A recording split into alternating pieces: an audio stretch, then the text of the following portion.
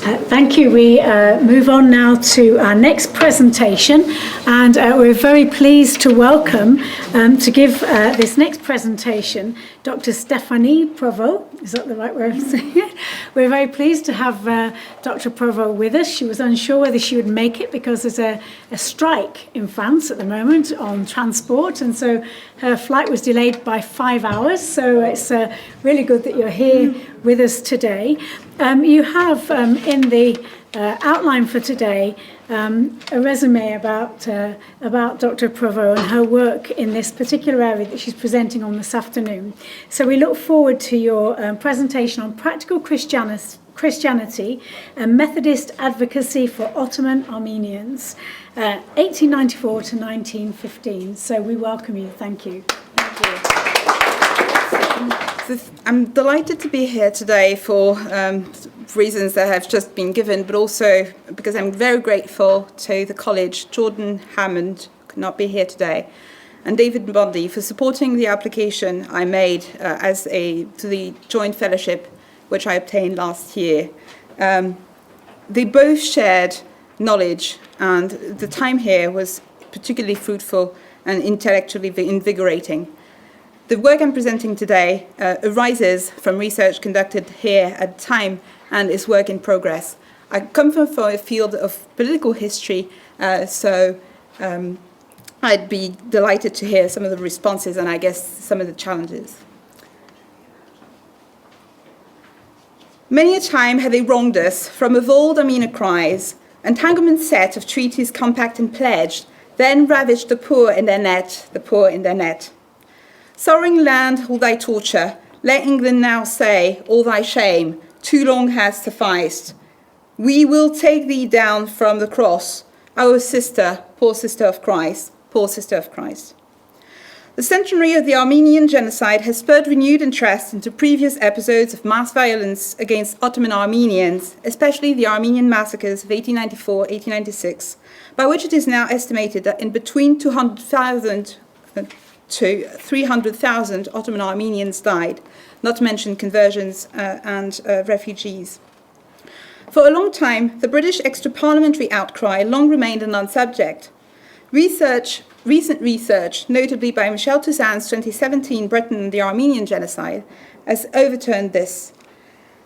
Published in October 1895 in the most circulated British Methodist weekly at the time, the Methodist Times, the poem Armenia, from which I have just read, fully encapsulates the intensity of the British outcry, an outcry which the sense of Britain's moral failure only augmented. The poem, by Wesleyan minister Alfred H. Vine, testifies to the widespread mobilization of Methodist circles for the cause, on which a neglected source sheds further light. Indeed, the minute study of the now lost 4,923 petitions that were once sent to the Foreign Office over the period 1894-1896 to denounce the Armenian massacres foregrounds the nonconformist conscience's pivotal role in the sustained extra-parliamentary mobilization. When nonconformist bodies represent over 43% of total petitions, Methodists alone accounted for nearly 18%. Amongst nonconformity, Methodists were the largest group, especially Wesleyan and connectional Methodists, tailed by Congregationalists who were well ahead of other forms of dissent. Apart from insights by David Babington, Stuart G. Brown, and like Michael Watts, standard studies tend to gloss over nonconformist, often liberal, advocacy for Ottoman Armenians. And yet, not only was it massive, but it was a hinge point of British nonconformist engagement with world politics. Babington convincingly considered their sympathy for Ottoman Christians, I quote, the chief solvent of received nonconformist attitudes, unquote, which could unsettle nonconformist tenets with regard to humanitarian forcible intervention and imperial annexation.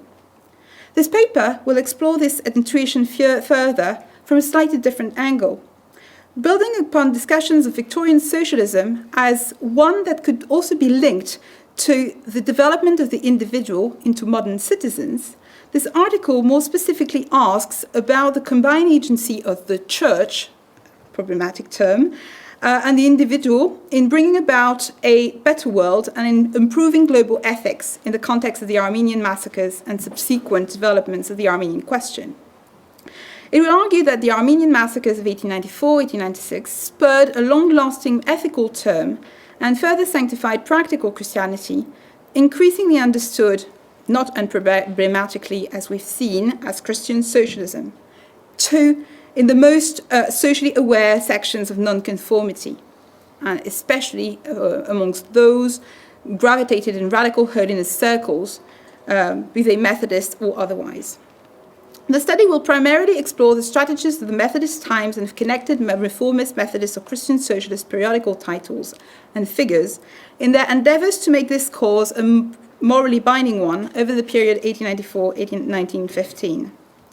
The Methodist Times makes a good starting point as it offered the most extensive coverage of the Armenian massacres amongst nonconformist religious periodical titles. Besides, the Methodist Times also makes a relevant choice because of its editor and of the political religious networks it opened onto, further revealing how they intersect, and we've seen how complex that is. Hugh Price Hughes was an advanced liberal and Wesleyan Methodist of Welsh origins who edited the Methodist Times and in 1884 proclaimed that, I quote, "the great need at the time was Christian socialism." As the initiator of the Methodist Forward movement in 1885, Hughes advocated a new Christian conscience concerning national policy. He also embraced the Holiness Revival movement in Britain. When under the impetus of the Keswick moment, it became cross-denominational and revisited Wesleyan holiness through new understandings of perfectionism. The connection between radical holiness and Christian socialism also stemmed from one intense dilemma inherent in perfectionism about how to regenerate society without using its sin-ridden institutions. To some, although not to all, the solution might be utopian socialism. So by studying the Methodist Times coverage of the Armenian massacres of 1894, 1896, and beyond, this paper thus asks how the Armenian question constituted a vantage point from which practical Christians together could think ethically ahead and experiment further with the impulse to reform. And I borrow this phrase from a paper given by David Bundy some time ago. To do so, I'd first like to consider how this required intense efforts at mobilizing public opinion, especially Christians, on behalf of Ottoman Armenians by stressing common brotherhood. So when news of Armenian massacres hit the British press in November 1894, evangelical circles in Britain and the US were partly familiarized with the plight of Ottoman Armenians through missionary and religious periodicals. Although direct reference to Article 61 of the 1878 Berlin Treaty, of which Britain was a signatory, and which made Ottoman Sultan Abdulhamid II guarantee Armenians safety and protection, was carefully avoided. This was at least largely the case until early 1895. Besides, Anglo-American missionaries' perceptions of Armenian religious identity was always mixed and complex. On the one hand, just like other Ottoman Christians, Armenians, Gregorians tended to be cast as nominal Christians in need of spiritual regeneration, new birth, through a purer form of Christianity that Anglo-American missions could embody. On the other hand, the evangelical reform movement that emerged within the Gregorian Church in the midst of the 1820s was encouraged by missionaries, especially the American Board of Commissioners for Foreign Missions, with which British missions collaborated. To Protestant missions, the existence of this revival both disclosed prospects for conversion, but most importantly, perhaps, recalled the central place Armenia had held in the early history of Christianity as the first country to become Christian in the 4th century, and as Mount Taurus was still regarded as a likely place where Noah's Ark had landed.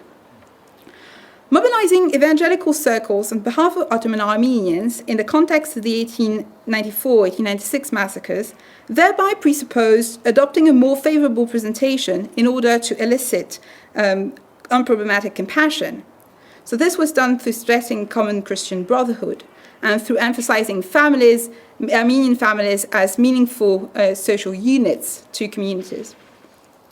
Wesleyan Methodist luminary theologian and professor Joseph Agabit did his utmost to raise awareness to Ottoman Armenian suffering. In particular, Bede's efforts were deployed through the main Armenophile structure at the time, the Anglo-American Committee, which had been established by jurist James Bryce with the support of the former Liberal Premier William Ewart Gladstone. The committee hoped to win over nonconformist circles to the Armenian cause, just as they had embraced the cause of Ottoman Christians in 1876.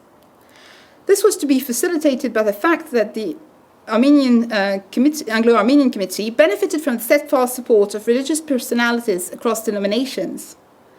Beside Methodist theologian Joseph Agabit, many nonconformist Gladstonian liberals active in progressive circles were involved, and I'm just going to quote here a few, Baptist minister John Clifford and Congregationalist Guinness Rogers. The period 1894-1896 was marked by three main phases of mobilization of British public opinion, which were correlated to the situation in Ottoman Armenia, as well as to political events in Britain. The first phase corresponded to the period immediately following the first series of massacres in the Sassoon area, down to the change in British political leadership in the summer of 1895. This period saw news of massacres as well as the challenging of bona fides testimonies, especially in conservative circles. Gladstonian liberal Methodist leaders like Agabit and Hughes tried to run counter to this through maximum exposure. One such occasion was the April 1895 Birmingham National Congress of the Evangelical Free Churches, when Bede insisted that the Congress should make space to discussing the Armenian atrocities and should also make time for the testimony of Professor Garabet Tumayan on the present state of Armenia. The latter was an Armenian Protestant teacher at the American Board of Commissioners for Foreign Mission, Anatolia College, who had sought and obtained exile in Britain in 1893 after Sultan Abdulhamid II had sentenced him to death for posting placards on the walls of the college, inciting Ottoman Turks to denounce oppression and rebel against the Ottoman government. Bede's harangue marked a turning point in nonconformist mobilization. Bede's intervention also had another effect, that of asking what else could be done outside government action by people, one might say by Christian citizens. Persuaded that the Rosebery government threw away a great opportunity by their feeble and dilatory action, High Anglican Gladstonian Malcolm McCall, who was also a prime organizer of the agitation, invited all members of the Anglo-Armenian Committee to stand behind the new Prime Minister, the conservative Marquess of Salisbury, without distinction of party. This marked the opening of the second phase, when McCall hoped to maintain a national union behind Salisbury, and to this purpose, McCall discouraged agitation meetings and rather invited all Armenophiles to show compassion through relief. This is something that he particularly expected from nonconformist circles that he thought would agitate against Salisbury. Such practical help, however, raised a theological and moral conundrum in certain evangelical circles as to whether it went against God's will. I'll just quote the pronouncement of the Prudential Committee, which was the executive of the American Board of Commissioners for Foreign Missions at the time. They prescribed the use of funds to help out Armenians gain temporary relief, saying that they must seek first the kingdom of God and his righteousness and truth in him for all things. The advent of the second and third waves of massacres, respectively in late 1895 and following the Imperial Ottoman Bank raid by Armenian revolutionaries in late August 1896, tended to downplay such reluctance, but they still existed. To Hughes, it made no doubt that aiding was the righteous move, but to the question, does God want this, Hughes' reply was uneasy. It is very difficult to reconcile the Armenian horrors with our belief that the Lord, God omnipotent and all-loving, reigneth. The only intelligible explanation is that he has permitted the Turkish devilry for some great end, for some purpose, which will ultimately bring welfare and happiness to the human race. Where Hugues' pronouncement was redolent of eschatological hopes, he was also inclined to act here and then. So I'd like to switch to my second point, practical Christianity for Ottoman Armenian refugees and British national dishonour, ethical Christianity forward. Hugues wanted to rouse the moral conscience of the nation beyond protests and sporadic philanthropy. More than ever, now that European diplomacy seemed dangerously stalemated and that Salisbury confessed his powerlessness, Hugues perceived the Armenian massacres as a moral failure of Europe, I quote, because the spirit of Christ had not been introduced into public life. As we shall see, it was also very much the failure of Britain. Hugues had already urged in his essay, Ethical Christianity, published in 1892, I quote, the Christian citizen whose imagination is inspired of God to dream of social changes which would make it as easy for his fellow citizens to do right as it now is for them to do wrong. Now, Hugues prescribed that the Armenian question be not considered in isolation, but as everyone's concern. The third phase of mobilization of public opinion saw a dramatic change in the tone of petitions to the Foreign Office, in that they betrayed indignation not only at the Sultan anymore, but at Salisbury. Liberal Armenophiles could not stomach Salisbury's deriding the agitation movement. Gladstonian nonconformists, and in particular Hugues and Beat, were particularly scathing. They reproached Salisbury also at the time with debasing nonconformity in the forthcoming education bill. Consequently, by late 1896, Agabid sought to overturn Salisbury's arguments against agitators, but it caused a controversy in the Methodist Recorder, and Agabid came to the conclusion that not all sections of Methodism mobilized in favor of Armenians, and that the Armenian agitation couldn't be kept at all time. He also suggested that the time for agitation had probably passed, which led him and others of the same mind to rethink the movement's raison d'être in the long term. In what way should one fight was then a burning question. Indeed, denunciation by McCall, or Stead, tended to essentialize the confrontation between Christians and Muslims in the Ottoman Empire, which resulted in the resurgence of crusading rhetoric. This brought up the uneasy question of the legitimate use of force. Although bending on fighting war, Hugues now found himself asking for the resort to a British unilateral military intervention to save the Armenians. Such an option was nonetheless out of reach by non-state actors, which presupposed finding other means of action. As needs seemed to be more and more dire, Hugues publicly embraced a proposal inspired by the Quaker couple, the Harrises. They wanted to offer permanent safety and protection from want through relief. Together with similar-minded American missionaries throughout the Ottoman Armenia, they decided to help Armenians who wanted to emigrate out of the Ottoman Empire with the discreet help of British Ambassador Philip Curry and British consuls and the unofficial endorsement of the Foreign Office.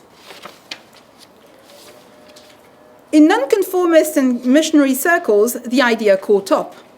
By April 1896, social reformer Sarah Sheldon Amos, the granddaughter of a prominent Wesleyan leader and sister of another advocate of forward Methodism, Percy Bunting, approached the Foreign Office with an immigration scheme.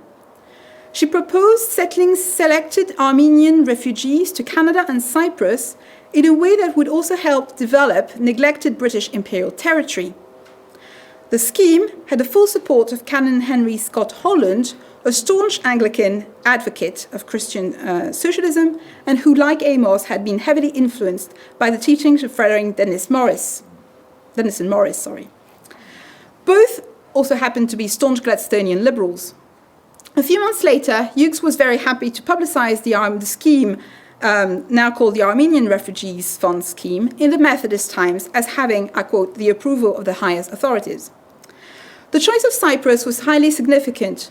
The island had been administered by Britain as part of the secret Anglo-Turkish Convention of June 1878, by which Sultan Abdulhamid II had promised to introduce, or reiterated at least, the promises of reforms. Gladstonians had always denounced the convention as tarnishing Britain's honour because it ran counter to the emancipatory ideal of British liberal imperialism. Well, we can discuss on that.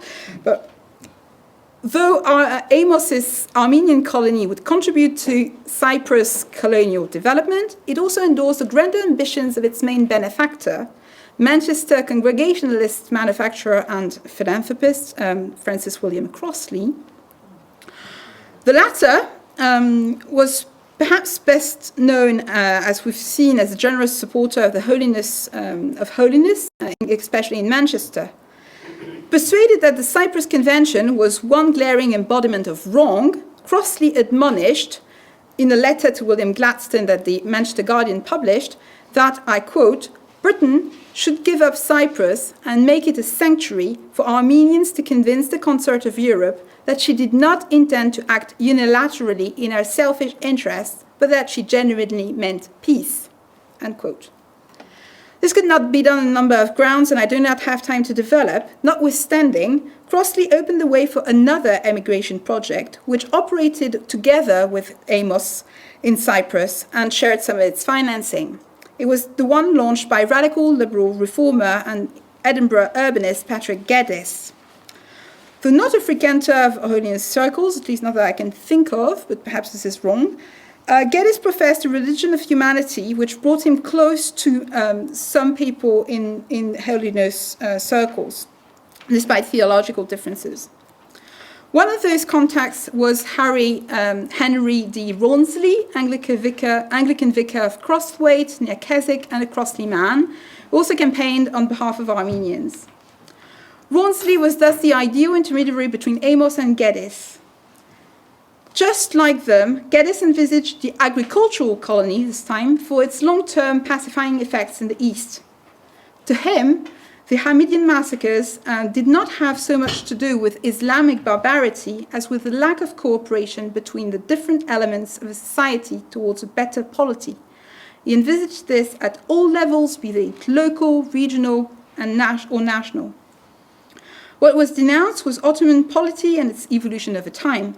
Geddes firmly believed in the moralizing power of space, and so banked more than ever on the revitalizing power of regenerated Cyprus for the Ottoman Armenians community's future, both in the island and in the Ottoman Empire once they returned. Geddes indeed surmised that through their revitalized selves and their mastering of Western science, I quote, former refugees would have trained in Cyprus in the colony, would be able to develop similar communities in Ottoman Armenia, which would bring about social peace by having communities work harmoniously together. Despite his fame and support in some circles, the project was too ambitious, even to some of his friends, to attract widespread support. So I'd like to take this to my third point, towards international Christian conciliation and civil society diplomacy. In a quite representative way, Geddes' scheme cast Ottoman Armenians as game changers in the East, but to Armenian religious authorities, be they Gregorian or Catholic, this came at the heavy cost of an always greater evangelizing influence, and at the risk of refugees, especially orphans, losing their own faith. It thus points to the ambivalences of these transformational aid schemes for Ottoman Armenians with which the Gregorian Church, however, collaborated. Quite aware of this, the Christian Pictorial proposed some disclaimer by insisting that similar benevolent schemes were originated by Armenians themselves.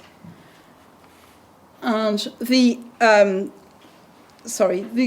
coverage, the photo reportage of the Christian Pictorial in 1898 on the Tumayan's own undertaking to educate and train orphan and destitute Armenian refugees in England clearly served that purpose. I don't have time to read the quote, but it's pointing to the grander ambitions of the Armenian homes of refuge, precisely towards some form of international conciliation, along the lines of what I've already developed from Geddes' argument. To Toumayan, himself a Protestant convert, evangelical influence was not the lesser of two evils. Rather, he saw the tragedy of the Armenian massacres as the opportunity to perfect the reforming movement that had been developing within the Gregorian Church through the gospel, but also to favor harmonious dialogue across the plurality of Christian voices. This further awakening of Armenia was to partake of a more general, more pervasive movement of reform across branches of Christianity towards more Christian union between West and East, which is the leitmotif his wife had used in lectures since 1890. And it was also a cause fully supported by the Methodist Times, in which Toumayan spoke of launching a new crusade of love, I quote, whose ultimate end was no less than world peace. The founding of the International Association of the Friends of Armenia in December 1896 also fitted in this perspective. Meetings of the organization were devised to bring about a rapprochement on this issue and beyond, between Christian churches and bodies transnationally. And it is no coincidence that Randall Harris' wife, Helen, was a close friend of Madame Toumayan. One of the International Association of the Friends of Armenia associates was, for instance, German missionary and holiness figure Dr. Johannes Lepsius, who found himself collaborating with Randall Harris in organizing relief work in Ottoman Armenia and in rousing public opinion in Germany, which he continued also to do through publishing works by Randall Harris and Gladstone. Despite unrelentless campaigning, those international Christian fellowship enterprises largely failed to gather further public support over the long term.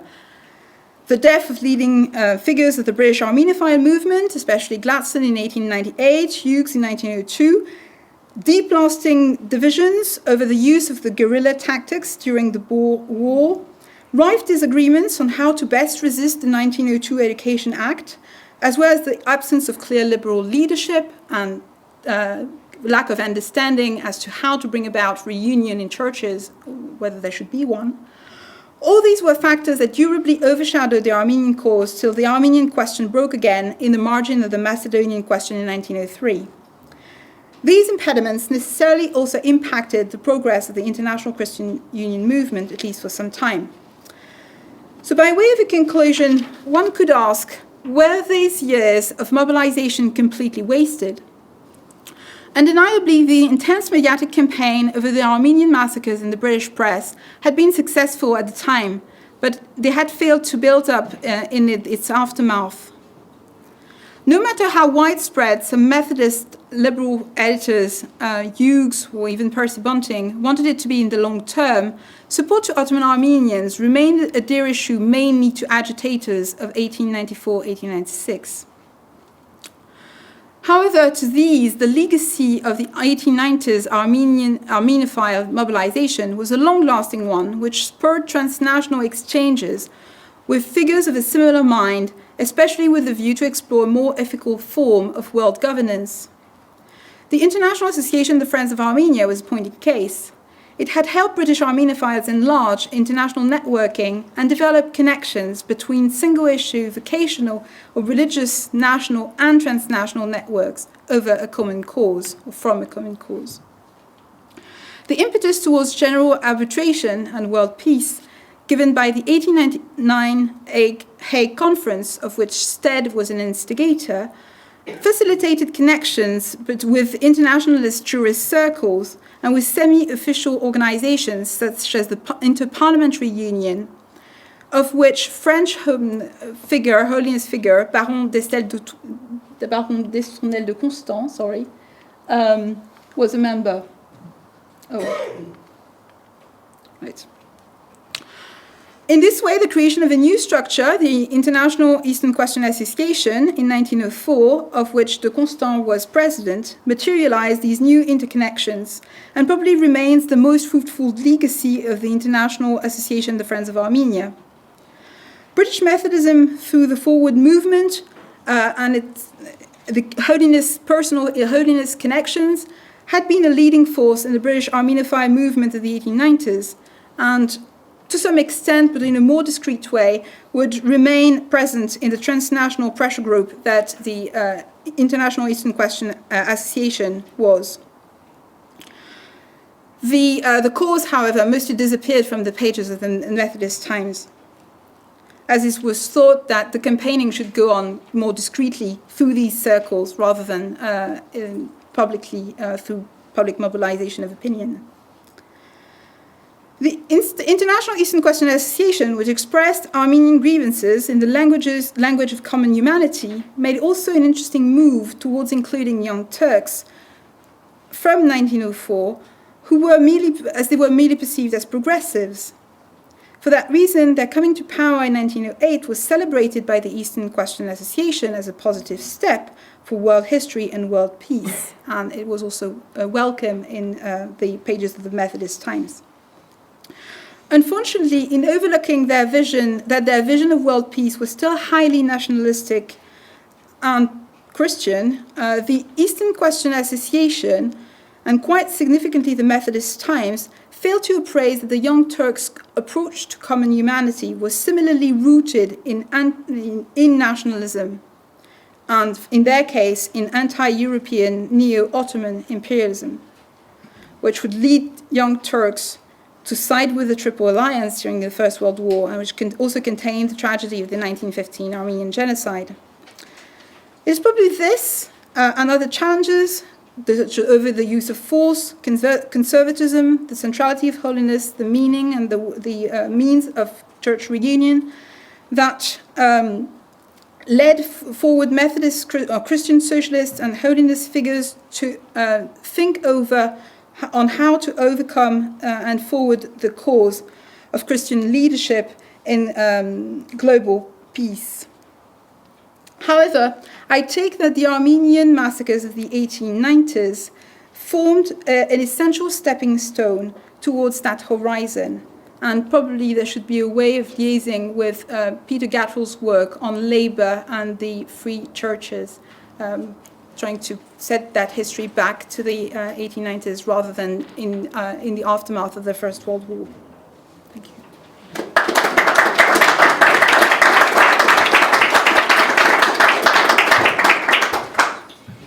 Thank you so much for that really fascinating and detailed paper. That's wonderful.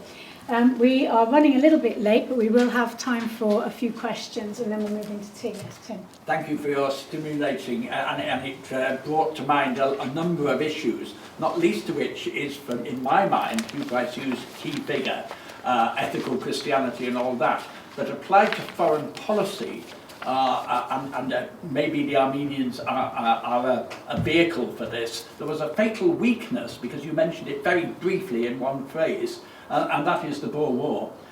What's okay for Armenians in the Ottoman Empire, it's not okay for Irish on our doorstep, and it's not okay for Boers in South Africa. And that was the fatal weakness, as I see it, of what you call Gladstonian liberalism, which splits the movement apart and makes for a fatal weakness. And my argument would be that actually they get then diverted through Henry Lunn and Percy Bunting into ecumenism. It's a safer option, so you go off to Switzerland and have good ecumenical conversations. Or you put it into work, as through Samuel Keble, and who was on the Methodist Times as well, and that whole business about labour relations. So I would argue that they put their toes in the water of foreign policy, but then they got hopelessly almost drowned by some of the realities that it meant for British political life. Well, that's a very good point. That's a problem that the International Eastern Question Association is facing. It's being denounced it's being denounced in France, also in Britain, as being inconsistent because the British members, James Bryce in particular, came to support quite reluctantly strategies during the Boer War, and Price Hughes also belongs to that tradition.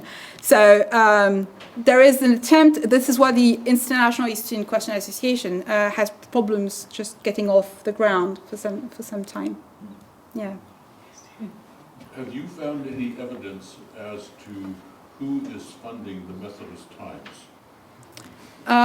No, I haven't asked myself that question. I guess I should have. My theory is, which I can't prove yet, is that it was William Crossley.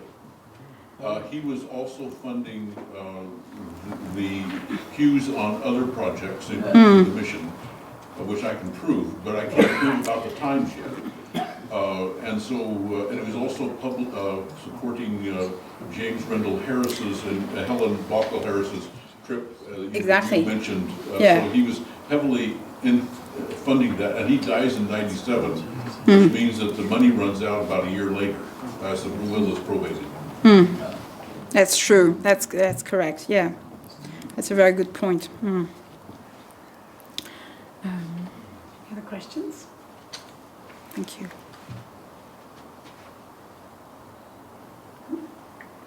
Okay, well, we'll move to a cup of tea and coffee, but thank you so much once again.